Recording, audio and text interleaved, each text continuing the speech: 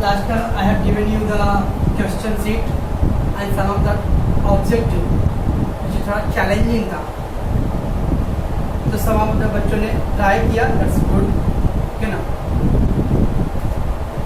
Normally cost sheet में objective ऐसा ही आएगा एग्जाम में, ऐसा नहीं कि मैंने आपको जबरदस्ती इतना हार्ड दे दिया है, ओके। तो आज का जो पिछले 3-4 साल का जो पैटर्न है, द बच्चे are only concentrating on the objective, by objective 20 marks हो जाएगा, बस निकल जाएंगे हम लोग।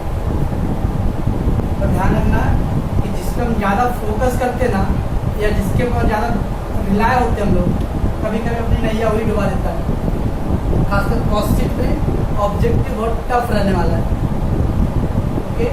इससे ज़रूरी है कि आपको मैंने जितना दिया, almost I have given the everything, उतना भी अच्छे से रीड करो तो बहुत है। इसलिए कॉस्ट शीट का ऑब्जेक्टिव पे इतना फोकस नहीं करना है कि ऑब्जेक्टिव को जैसे मैं पास जाऊँगा। और लास्ट 4-5 साल का मेरा जो खुद का एक्सपीरियंस है, कॉस्ट शीट में बच्चे काफ़ी फेल हुए हैं। कॉस्टिंग का चैप्टर नहीं, कॉस्टिंग में बच्चे ज़्यादा फेल हुए हैं। इसका वजह यही है क्योंकि बच्चे सोचते हैं कि मैं ऑब्जेक्टिव करके कर लूँगा कंप्लीट, 20 मार्क का ऑब्जेक्टिव। और कॉस्ट शीट में जो वर्ड होते हैं ऑब्जेक्टिव, आपने देखा रहेगा जो मैंने आपको दिया हूँ, बहुत डिफिकल्ट है, तो मुझे मालूम है, ओके।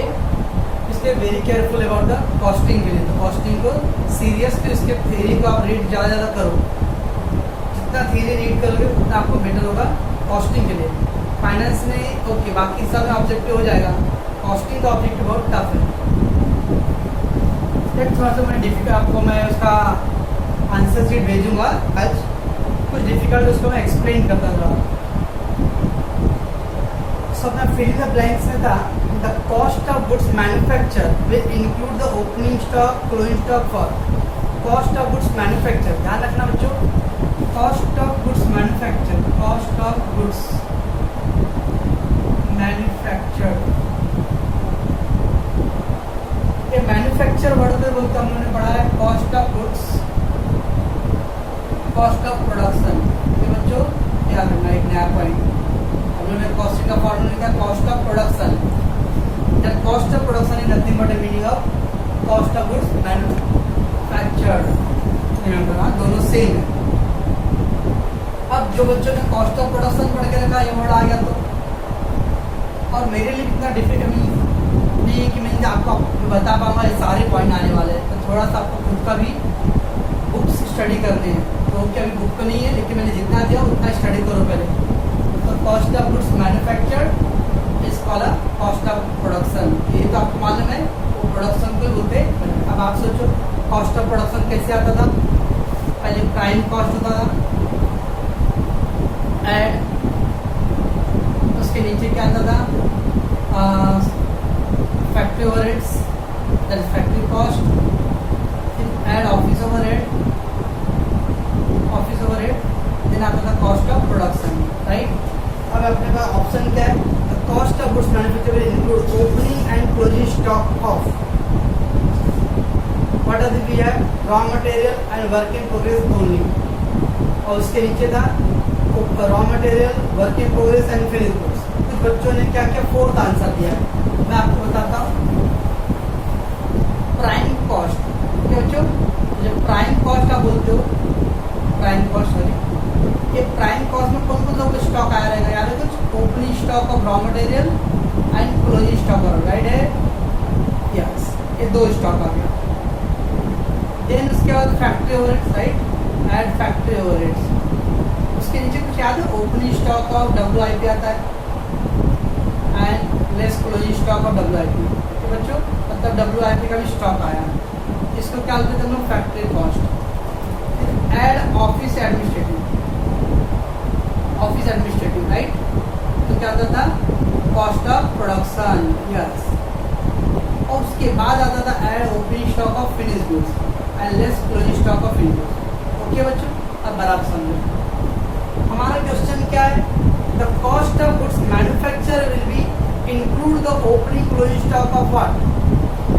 अब कॉस्ट ऑफ मैन्युफैक्चर क्या बोलते हैं हम लोग, प्रोडक्शन। ये प्रोडक्शन तक में कौन सी स्टॉक इंक्लूड इसके अंदर, देखो ओपनिंग स्टॉक रॉ मटेरियल है, क्लोजिंग स्टॉक रॉ मटेरियल है, opening stock WIP, closing stock WIP।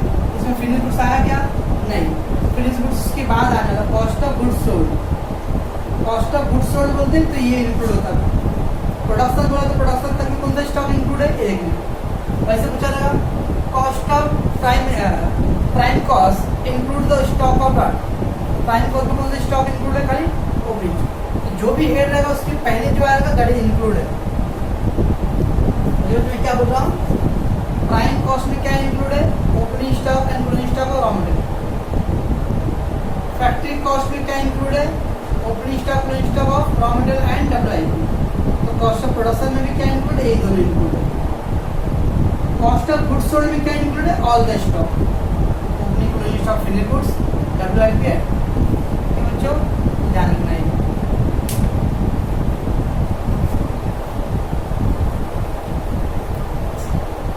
I will give you prime cost includes opening and closing of what, raw material, closing stock of raw material। बच्चों factory cost includes opening and closing stock of raw material and WIP,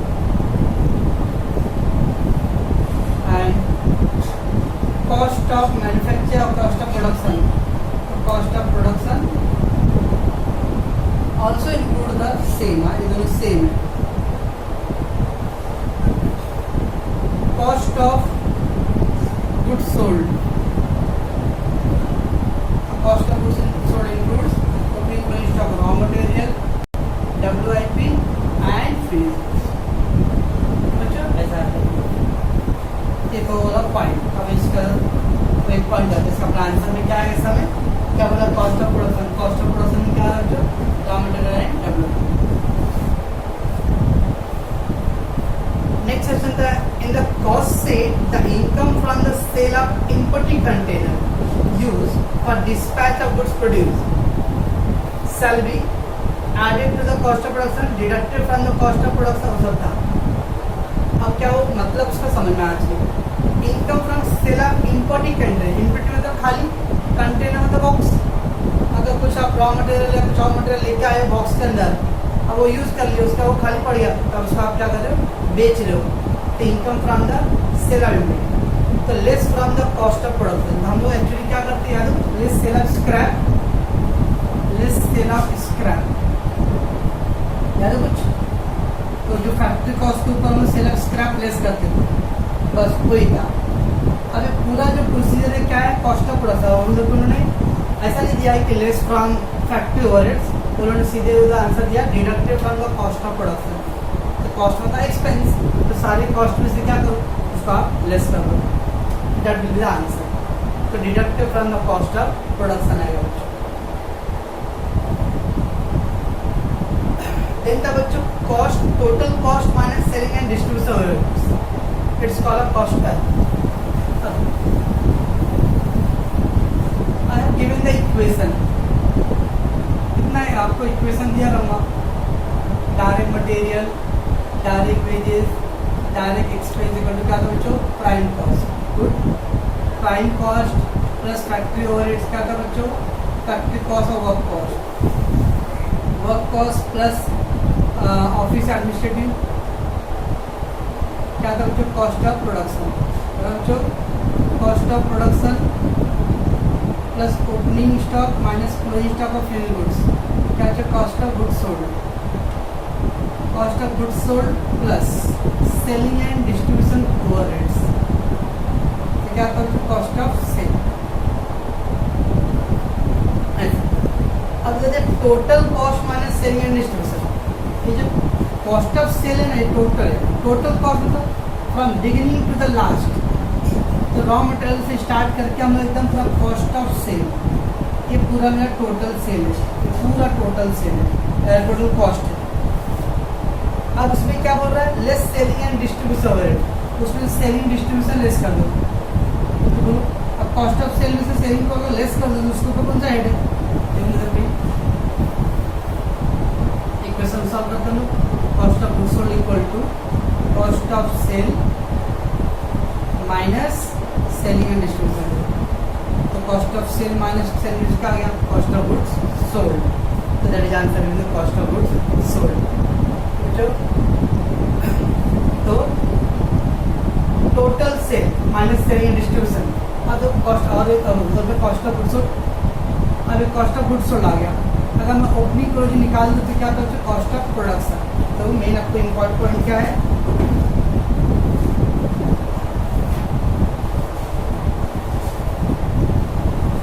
all expenses.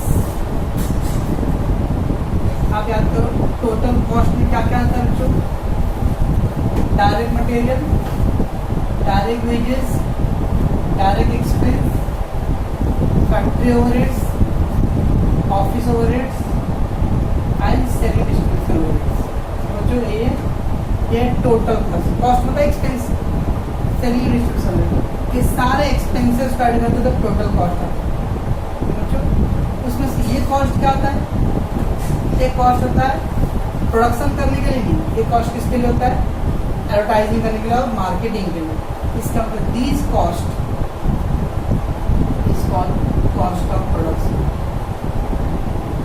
Goods produce करने के लिए we need that cost of production.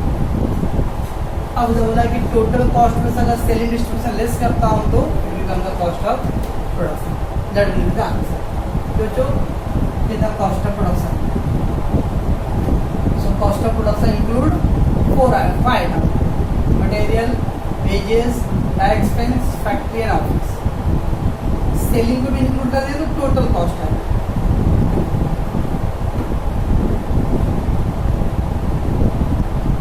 Marketing and distribution.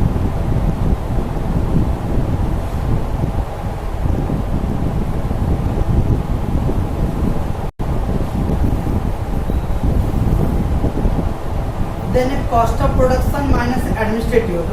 Cost of production minus ये cost of production minus अगर office minus कर दो तो क्या बच जाएगा, वर्क कॉस्ट। तो थोड़ा सा आपका नॉलेज होना चाहिए और थोड़ा सा जितना आपने थ्योरी को रीड किया खाली बाहर नहीं करना है, उसको अंडरस्टैंड करना है कॉन्सेप्ट।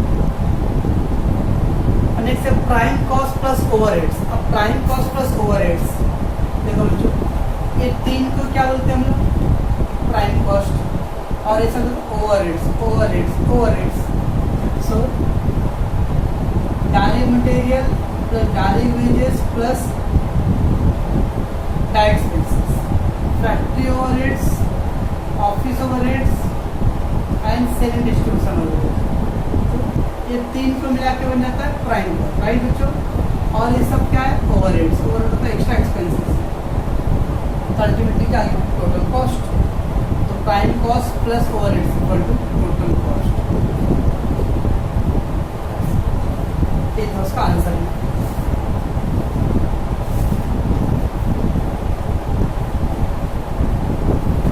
आपको बच्चा आपको समझ आ रहा तो ये सब हम लोग किए हुए हैं, खाली थोड़ा सा अपना कॉन्सेंट्रेशन और थोड़ा सा आपको थिंकिंग, ओके। इसलिए हमें पॉसिटिव को बी केयरफुल उसका ऑब्जेक्टिव के लिए। नेक्स्ट बच्चों मैच द कॉलम में income from the sale of bag in which the raw material were procure मतलब गैदर, अरेंज करना। रॉ मटेरियल गैदर, अगर कोकोनट ऑयल कंपनी तो जो खोपरा आता है किस में आता है बच्चों, गोनी में आता है। प्रोक्योर मतलब गैदरिंग, इकट्ठा करना, जमा करना। So income from the sale of bag, अब वो गोनी क्या करोगे आप, बेच दोगे, that is sale of scrap.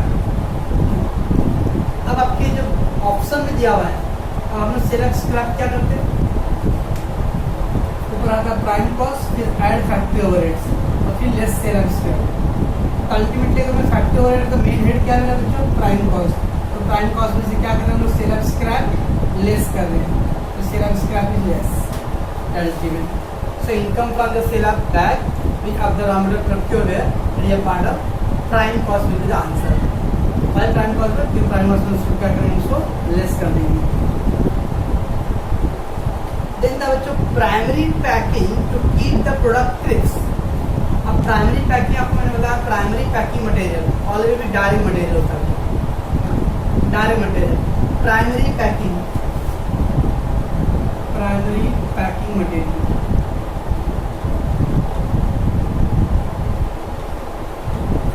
area. Keep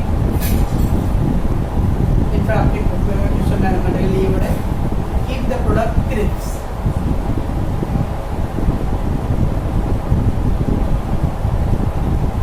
क्या आता है crisp? Crisp का मतलब कुरकुरे. इसका मतलब है एक तो कुरकुरे का पैकेट फाड़ दो, उसके बाद देखो धीरे धीरे उसका जो ऑक्सीजन खत्म हो जाता है तो काफ़ी नरम हो जाता है. तो बिस्किट्स, वेफर, ये सब पहले क्रंची बनाने के लिए अरे product crisp.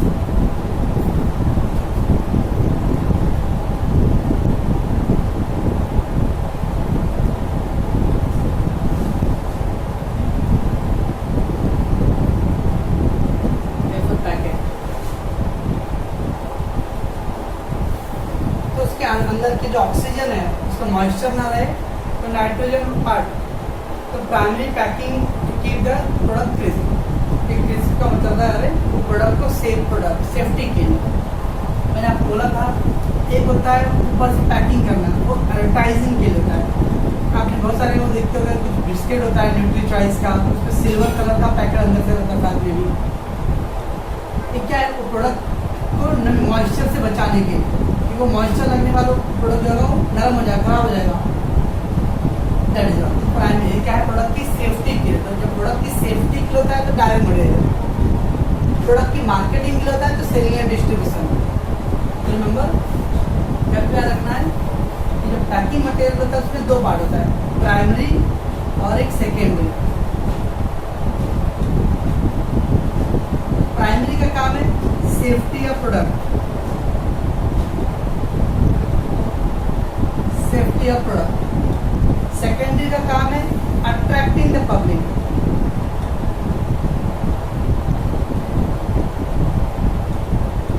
Bye marketing.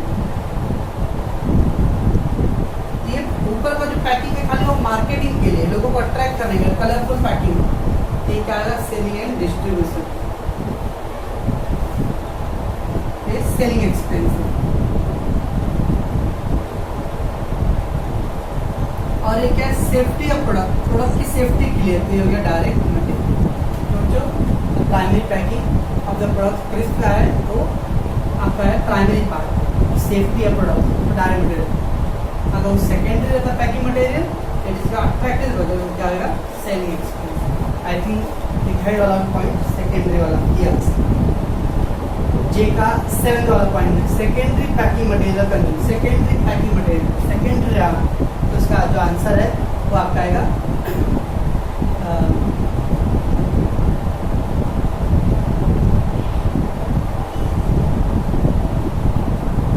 Distribution expense.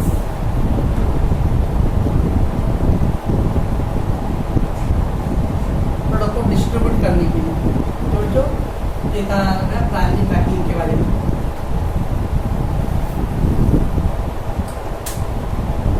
Then था बच्चों cost of storage material. Cost of storage material चोरी हो गया बच्चों. अब मैंने आपको लिख दिया था ये एबनॉर्मल आइटम है. Abnormal item is not appear in the cost sheet. Material चोरी हो गया तो एबनॉर्मल आइटम. तो जब चोरी हो गया तो इंक्लूड नहीं होगा. इसका अब हम लोग 6th सेम में पढ़ेंगे process costing. Process costing chapter रह गए, उस चैप्टर में आने वाला. तो उसके हिसाब से आंसर है costing profit loss. Why costing profit loss? Ultimately material चोरी हुआ ना. कॉस्ट शीट में लिखते हम लोग only expense related to production. Costing आता है खाली प्रोडक्शन से रिलेटेड मैटर. चोरी होना आपकी प्रोडक्शन से रिलेटेड नहीं है तो that will not come into cost sheet. पर अपना तो लॉस हो गया इसलिए उसको कॉस्टिंग प्रॉफिट एंड लॉस बोलते हैं. तो कॉस्टिंग प्रॉफिट लॉस अकाउंट में ऐसे आइटम जो मेरे प्रोडक्शन से रिलेटेड तो नहीं है लेकिन मेरे बिजनेस में हुआ है, that will go to costing profit and loss.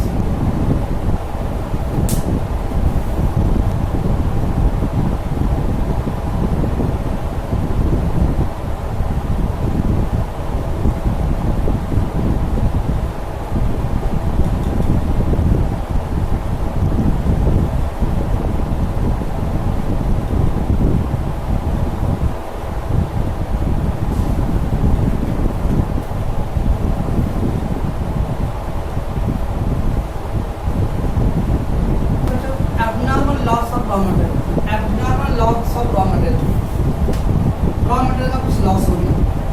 अब कुछ बच्चे ने आंसर लिखा है बट वो कंफ्यूज है।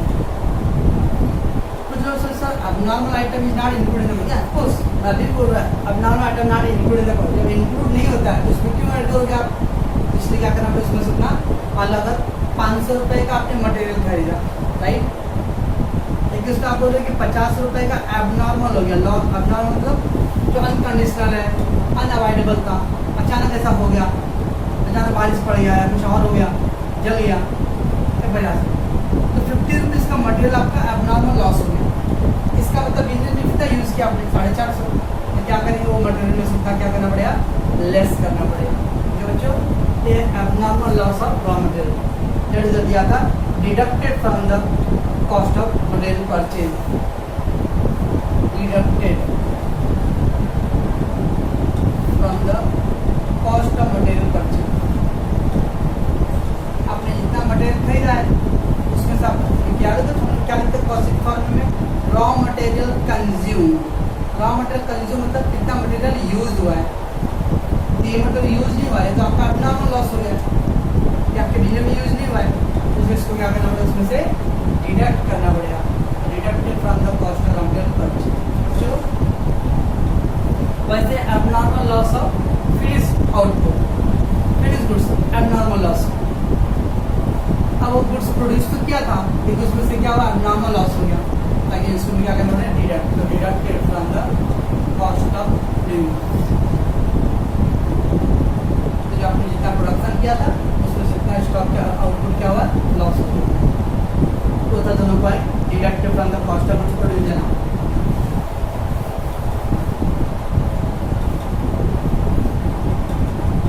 देन का बच्चों थर्ड पॉइंट है abnormal scrap value. Scrap value of abnormal loss of raw material. अब ये दोनों ये था एबनॉर्मल लॉस, नो समझिएगा एबनॉर्मल लॉस था तो आपने लॉस का डिडक्ट कर दिया।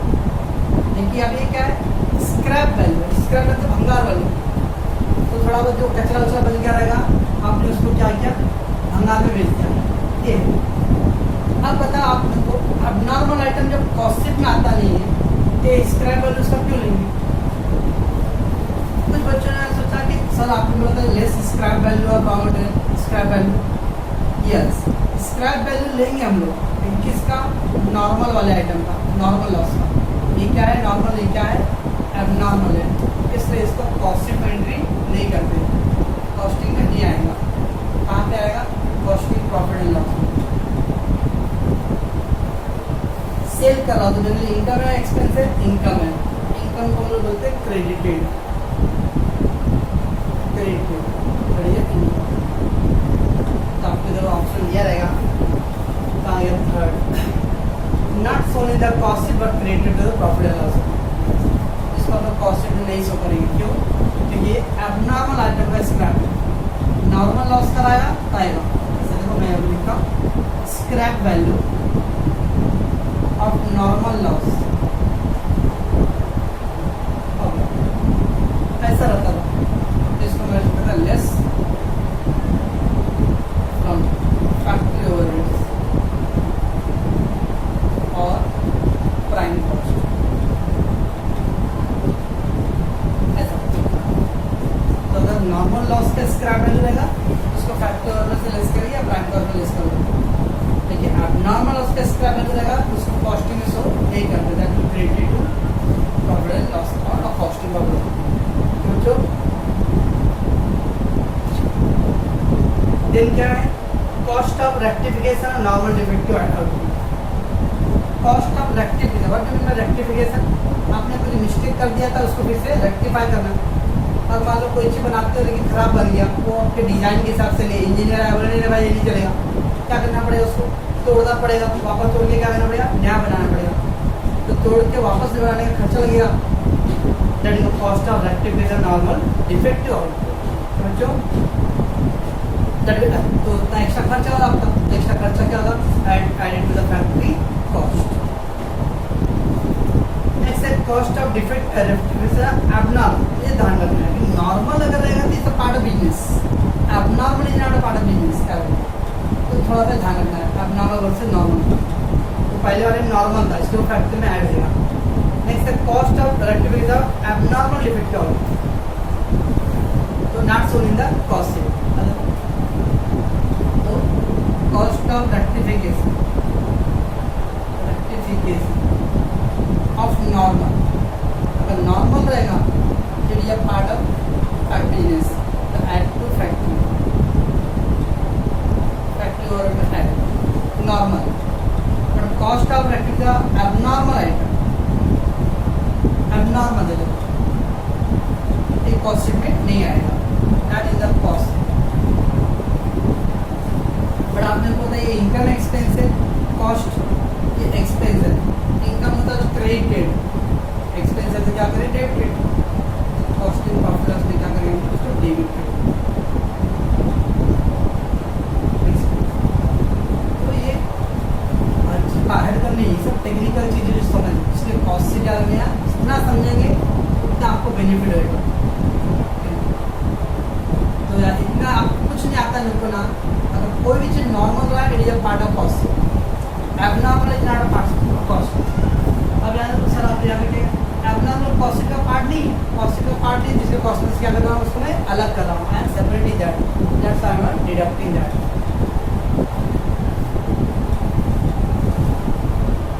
Then cost of normal idle time, idle time बच्चों अगेन ये आपको 6 से में आएगा, सॉरी 6 में इसलिए आएगा। आइडल टाइम बच्चों जैसे भी आइडल मतलब था लेजी, नो वर्क। अब नो वर्क मतलब व्हाट, आप लोग बोलते हो 35 मिनट का स्कूल में लेक्चर होता है, 40 मिनट का लेक्चर, चलो 40 मिनट्स का लेक्चर, क्या लगता है सर 40 मिनट पूरा पढ़ाते? नहीं, 40 मिनट का लेक्चर है। अब वो रिंग बज गया, मान लो फर्स्ट फ्लोर से थर्ड फ्लोर पे सबको जाने का है, तो आफ्टर रिंग बजने के बाद ही सर जाने वाले हैं, तो उनको 2 मिनट लग गया, 3 मिनट लग गया आने में। कभी कभी कुछ ऐसे भी सर होते हैं कि वो जो दूसरे सर है वो अपने पीरियड में पढ़ाते हैं, लेकिन दूसरे सर का पीरियड एक्स्ट्रा 10 मिनट लेंगे वो, तो इस तरह से 2, 3, 4, 5 मिनट उधर पे वेस्ट। अब ये 40 मिनट से ओनली 25 या 30 मिनट क्या पढ़ाई हो रहा है, बाकी का 10 मिनट क्या बच्चों आइडल टाइम। आइडल टाइम मतलब लुक लाइक कि वर्क हो रहा है, लेकिन वो टाइम में आपका कुछ प्रोडक्टिव बेनिफिट नहीं है। जैसे आप लोग लंच को 8 घंटे की ड्यूटी है, लेकिन आधा घंटा का लंच टाइम है, 15-15 मिनट का टी टाइम है, ये 1 घंटा वो 1 घंटा आपको 8 घंटे में इंक्लूड है ऐसा नहीं, लेकिन इसमें आपने कोई काम नहीं किया, that is called idle time. So cost of normal idle time the factory, तो क्या आएगा ऑब्वियसली कि वो 1 घंटा आपका जो लॉस हो रहा है, ऐसा नहीं कि कंपनी बोलता है इसका पेमेंट नहीं करता, इसकी पेमेंट करता है, कंपनी को एक्सपेंस है, ये पार्ट ऑफ फैक्ट्री ओवरहेड्स और factory expense. And the last बच्चों तो जाता है रॉयल्टी और यूनिट प्रोड्यूस या रॉयल्टी ऑन सोल्ड। कभी भी अगर रॉयल्टी 2 वर्ड, खाली रॉयल्टी आया तो डायरेक्ट एक्सपेंस, लेकिन रॉयल्टी प्रोडक्शन से रिलेटेड है तो डायरेक्ट एक्सपेंस, रॉयल्टी सेल से रिलेटेड है तो सेलिंग एंड डिस्ट्रीब्यूशन में, तो royalty unit sold that will go to the selling and distribution. Then ये special mould for the taking the casting of hire, special mould for casting taken on hire. Casting मतलब totalling करने के लिए, casting means totalling, total करने के लिए आपने कुछ मशीन लाया है, बहुत सारे होता है काउंटिंग मशीन होता है, आपको लेवल वर्क है, वो मशीन अपने आप काउंट हो जाता है क्या चीज़ है, ताकि it is a part of आएगा not shown the cost but related to profit loss, जिसको हम लोग कॉस्ट में इंक्लूड नहीं करते हैं, by because it is not a part of related to production. बच्चों ये सब था आपका एबनॉर्मल आइटम से रिलेटेड। 1-2 पॉइंट और है, scrap value of normal loss और रॉ मटेरियल कहीं पे था, अब यहाँ पे थोड़ा समझ, स्क्रैप वैल्यू एबनॉर्मल लॉस और क्या क्या हमारे प्रॉफिट लॉस में नहीं आएगा, मीन्स कॉस्टिंग में नहीं आएगा, वाई क्योंकि एबनॉर्मल का था। अब उनसे एग्जैक्टली वर्ड है scrap value of normal loss और raw material, okay that will go to the deductive from the cost of material. अगर कुछ नॉर्मल आएगा तो उसको डिडक्ट करना है, abnormal that is not a pattern. The scrap value of normal loss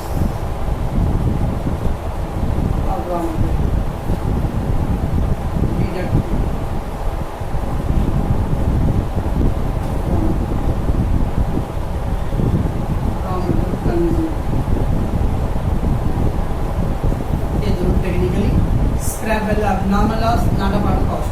Scrap value of normal loss deducted from the denominator consumed.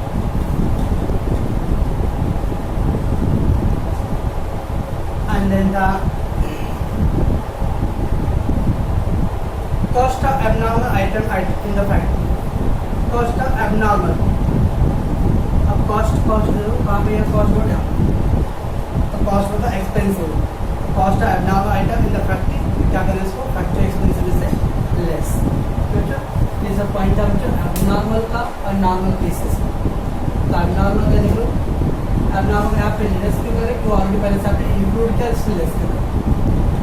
इसके अपने दो पॉइंट याद रखना है. Scrap of abnormal loss, scrap of normal loss. Scrap मतलब income भंगार बेचा. अगर नॉर्मल से रिलेटेड है तो बिजनेस में आएगा इसलिए तो रहता है. अगर नॉर्मल नहीं है तो डायरेक्ट जाना पार्ट ऑफ कॉस्ट में प्रॉफिट है. ये सब पॉइंट से थोड़ा आप स्टडी करोगे बस इससे इनफ ऑफ नहीं आएगा तब तो क्लियर होगा.